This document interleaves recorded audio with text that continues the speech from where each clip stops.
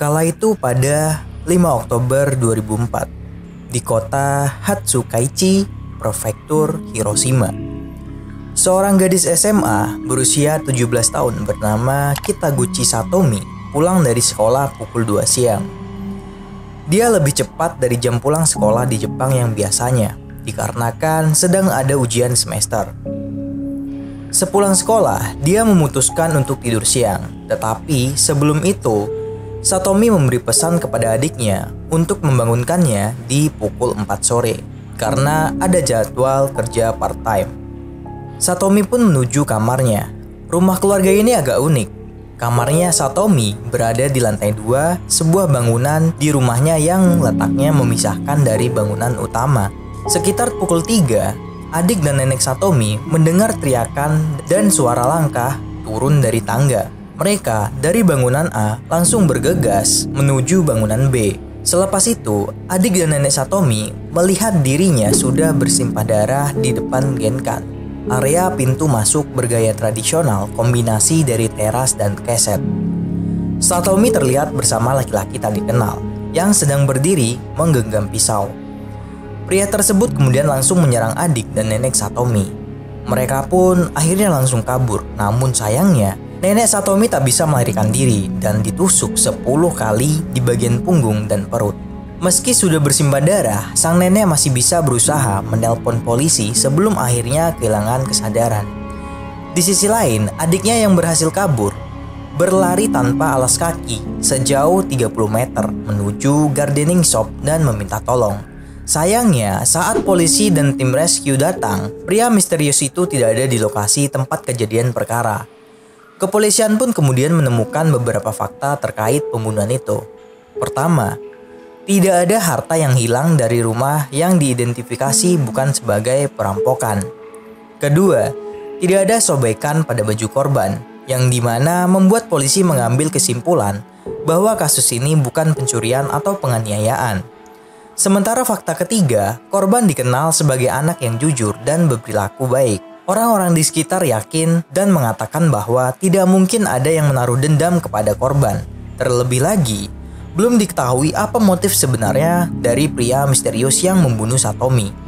Fakta keempat, di kamar korban ditemukan pemutar musik yang masih menyala dengan earphone dicolokkan. Bukti bahwa korban panik dan langsung bergegas keluar dari kamar. Kelima, ditemukan juga jejak sepatu pelaku, sidik jari dan DNA dari lantai 2. Pelaku mengejar korban sampai ke bawah tangga kemudian menusuk korban di depan genkan.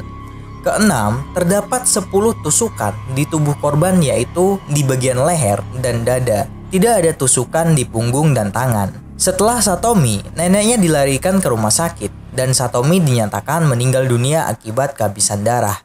Tapi neneknya berhasil diselamatkan.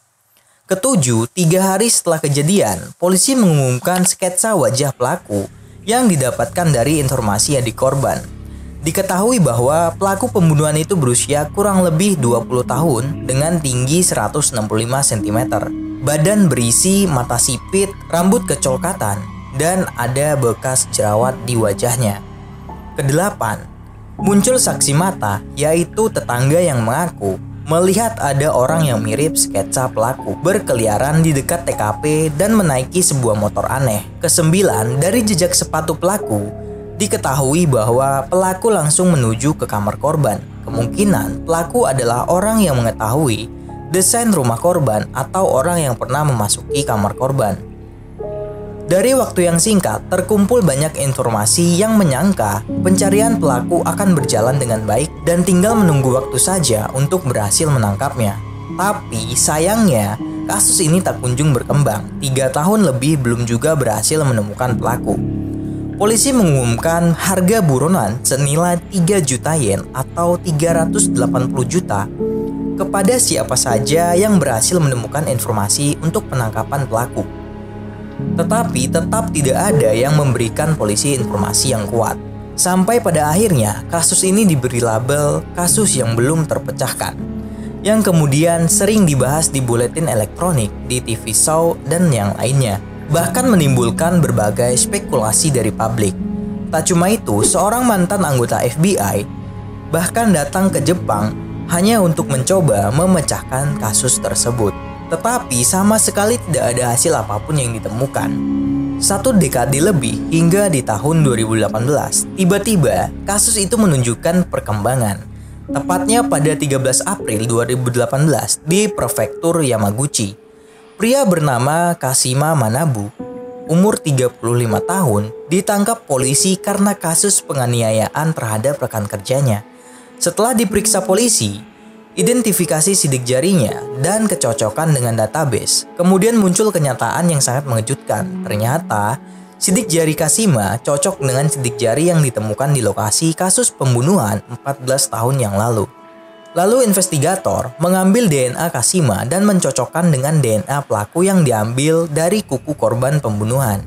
Saat itulah kecurigaan berubah menjadi keyakinan.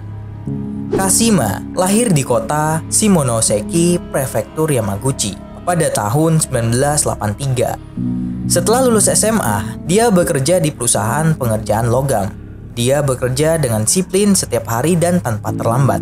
Namun, pada 4 Oktober 2004, Kashima yang saat itu berusia 21 tahun, pagi itu terlambat bangun untuk bekerja. Dia berpikir dia akan dimarahi.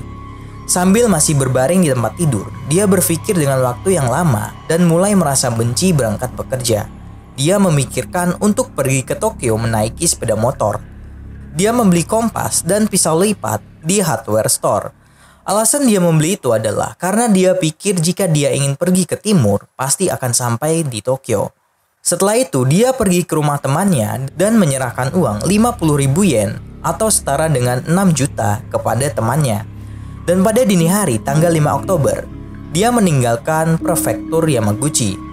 Tekadnya sudah bulat untuk tidak kembali lagi ke prefektur Yamaguchi. Dia membuang telepon genggamnya ke sungai. Kashima yang telah sampai di Hiroshima melihat para gadis SMA dan dia memikirkan untuk melakukan tindak asusila. Setelah itu, dia mulai mencari mangsa dan menemukan Satomi yang saat itu kebetulan sepulang dari sekolah.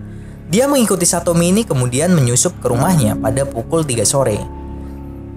Kashima yang berhasil masuk ke kamar Satomi menodong pisau ke Satomi yang sedang tidur tengkurap, mengatakan, "Jangan bergerak, lepas bajumu."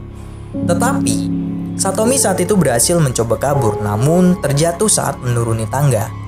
Kashima mencoba menarik Satomi untuk naik ke lantai 2 lagi, namun dilawan Satomi. Dan Kashima mengancam dengan menusuk perut Satomi dengan pisau. Kashima yang tidak percaya dengan apa yang baru saja dilakukan, dia malah menyalahkan Satomi dan mengatakan, "Mengapa kamu kabur?" Dengan perasaan penyesalan yang dalam, dia tidak makan, tidak minum, dan tidak tidur selama 3 hari kabur menuju Tokyo. Setelah uangnya habis, dia menghabiskan selama 5 hari di Tokyo. Karena takut mati kelaparan, dia menghubungi temannya yang dititipi uang untuk mengirimkan uang tersebut. Lalu pulang kembali ke rumahnya di Yamaguchi. Dan pisau yang digunakan untuk menusuk, dia simpan di dalam laci. Dia memiliki perasaan ingin melupakan insiden tersebut, tapi karena rasa tanggung jawab, dia tidak bisa membuang pisau tersebut. Setelah itu, mulai dari 2005, dia mulai bekerja di perusahaan teknik sipil dan pembangunan. Dan dia bekerja dengan serius tanpa pernah absen. Dia juga menjadi pendiam dan lebih tenang. Beberapa tahun kemudian, dia mengingat insiden dan mencoba mencari di internet. Pada akhirnya, dia mengetahui kalau Satomi meninggal dunia dan dengan kesal pada 2018 bulan April, dia menendang kaki kiri teman kerjanya lalu dilaporkan polisi dan ditangkap. Setelah diperiksa lebih lanjut, diketahui bahwa dia pelaku kasus pembunuhan pada tahun 2005. Dia mengatakan ada perasaan lega ketika dia ditangkap dan alasan dia tidak menyerahkan diri selama ini adalah karena dia merasa nyaman dengan hidup bebas. Setelah diinterogasi, Kashima mengakui kejahatannya. Kashima ini dituntut atas kasus pembunuhan dan percobaan pembunuhan. Di pengadilan tanggal 3 Maret 2020, Kashima ini mengakui atas semua persekusinya. Dia mengaku untuk berusaha tidak memikirkan apapun terkait kejadian atas kematian Satomi yang sudah berangsur sangat lama. Kashima pun berkata, "Saya selama ini hidup dengan tidak memikirkan tentang kejadian itu dan mencoba untuk tidak mengingatnya. Saya mungkin tidak ingat detail kejadian hari itu, tetapi saya akan mengatakan semua yang saya ingat di sini. Saya sangat menyesal telah menyebabkan insiden karena alasan egois saya.